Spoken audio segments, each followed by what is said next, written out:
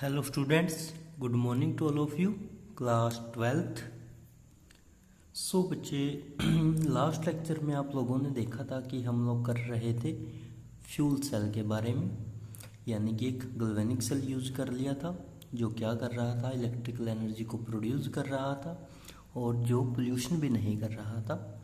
ठीक है, फिर हमने बताया था कि एक मोस्ट सक्सेसफुल जो फ्यूल सेल था उस सेल के अंदर हमारे पास जो रिएक्शन हुई थी वो ये थी कि 2H2 plus O2 gives 2H2O। और ये जो रिएक्शन थी कहता है ये मोस्ट सक्सेसफुल फ्यूल सेल में करी गई थी। तो वो कहाँ करी गई थी? अपोलो स्पेस प्रोग्राम के अंदर। ठीक है, अब इस रिएक्शन से देखिए बच्चे क्या प्रोडक्ट आया है हमारे पास दैट इज वाटर। सो कहता है यहाँ पे जो वाटर प्रोड्यूस हुआ है वर कंडेंस, उसको कंडेंस किया जाएगा यानी कि उसको दूसरी फॉर्म के अंदर लाया जाएगा एंड एडिड टू DW। यहाँ पे DW का मतलब है drinking water. So added to DW for astronaut, और उसको कंडेंस करके एक दूसरी फॉर्म में चेंज करके ड्रिंकिंग वाटर में ऐड कर दिया जाएगा एस्ट्रोनॉट के लिए।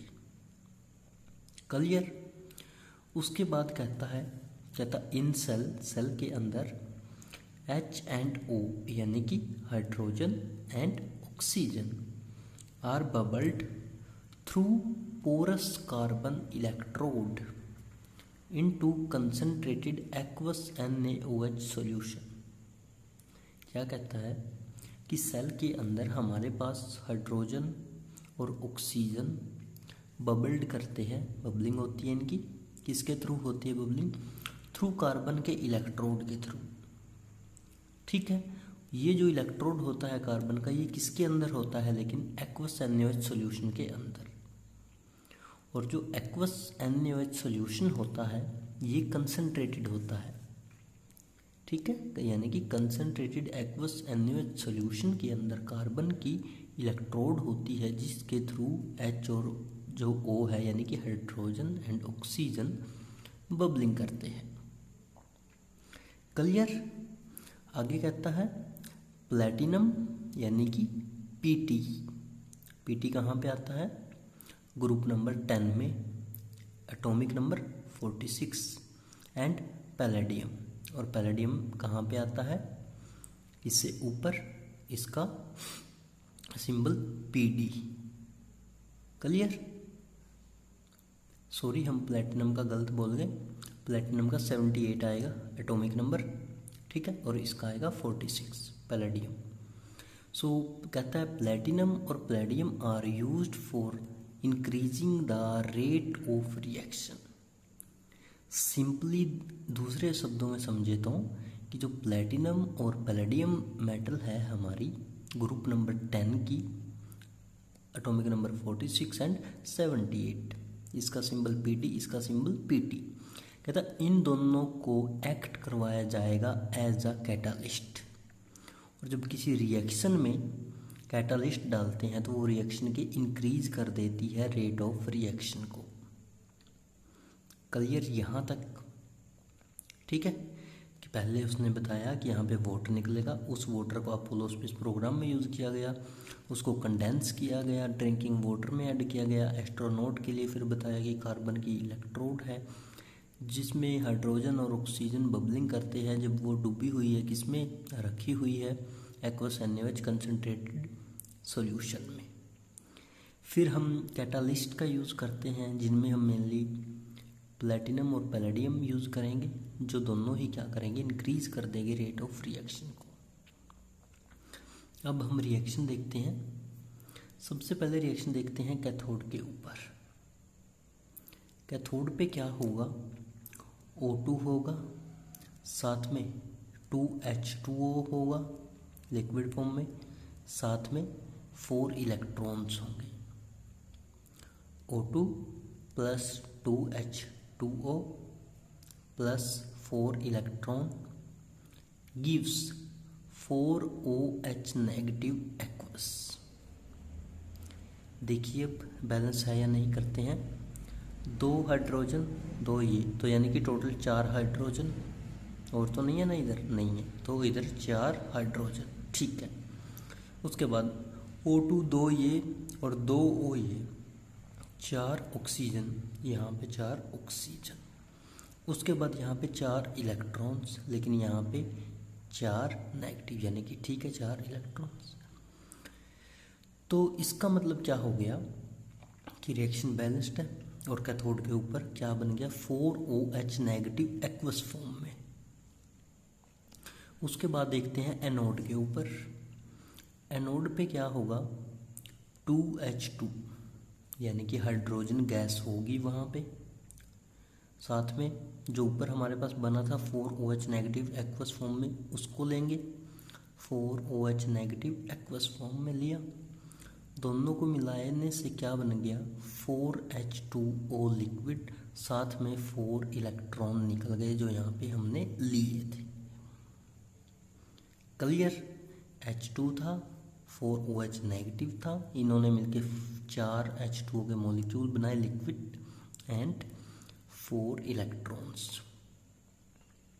अब ओवरऑल देखते हैं, दोनों रिएक्शन को जब कंबाइन कर लेते हैं हम ओवरऑल में, तो देखिए क्या क्या लिया था हमने, 2H2 2H2 O2 O2, ठीक है।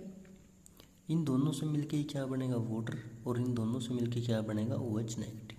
तो हमने यही ले लिया डायरेक्ट, क्योंकि ये भी गैसियस फॉर्म है, O2 जो है, H2 जो ये है ये भी गैसियस फॉर्म में है।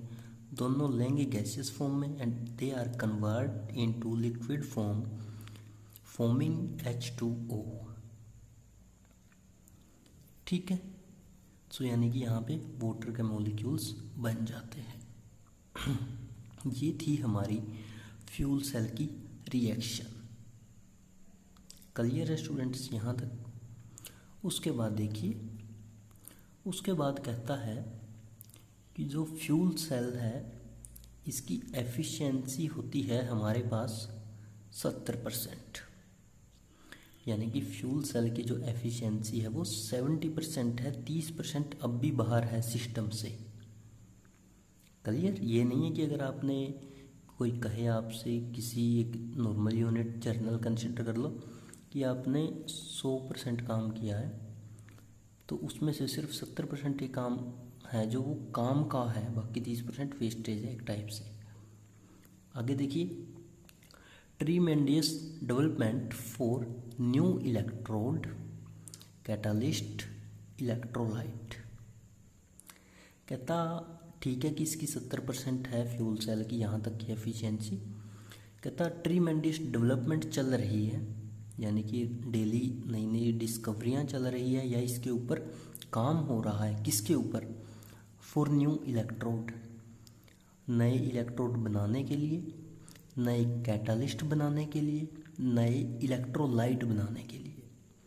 तो यहाँ पे सारी चीज़ें यूज हुई है। इलेक्ट्रोड कार्बन का यूज हुआ है, कैटालिस्ट प्लेटिनम यूज हुआ है, इलेक्ट्रोलाइट जब हम देखते हैं सेल को तो उसमें यूज होता है।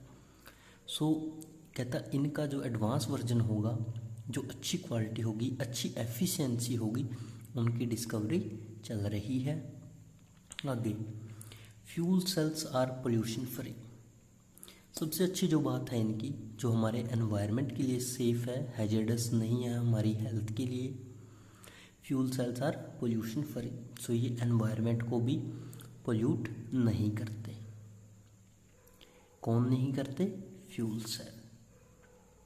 क्लियर, जबकि हमने जब कल देखा था फ्यूल सेल के बारे में, तो स्टार्टिंग में हमारे पास जो आया था वो बता रहा था कि वो बहुत ज़्यादा पोल्यूशन क्रिएट कर रहा है, मेजर सोर्स ऑफ पोल्यूशन था वो। लेकिन अब हमने इसी सिस्टम को धीरे धीरे, एक ही लेक्चर में देखिए हम कहाँ पहुँच गए, पोल्यूशन फ्री फ्यूल सेल पे। यहाँ पे तो लंबा सिस्टम था कि थर्मल पावर प्लांट होता था, कोल होते थे, फॉसिल्स फ्यूल, उनको जलाते थे, H2O को कंडेंस करते थे, स्टीम में टरबाइन चलाते थे। लेकिन यहाँ पे डायरेक्ट ही गैल्वेनिक सेल यूज करेंगे और उनकी केमिकल एनर्जी को कन्वर्ट कर लेंगे इलेक्ट्रिकल एनर्जी में, जो कि एफिशिएंट भी होगा, इजी टू यूज़ भी होगा, पोल्यूशन फ्री भी होगा, सो इसलिए ये थी आपकी इसकी कंप्लीट रिएक्शन, ये था आपका फ्यूल सेल।